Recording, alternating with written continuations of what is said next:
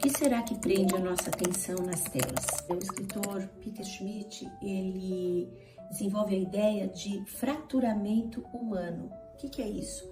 O processo que as grandes Big Techs, elas têm de jogar, de injetar uma quantidade enorme de informações em que elas conseguem quebrar, fraturar a nossa atenção e devolvê-la em mais uso de tempo de tela.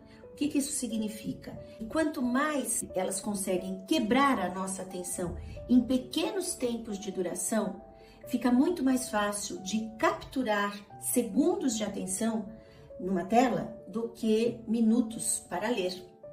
É esse o desafio que temos hoje, de entender como esse movimento está moldando as relações sociais, especialmente no que diz respeito à capacidade de prestar ou não atenção.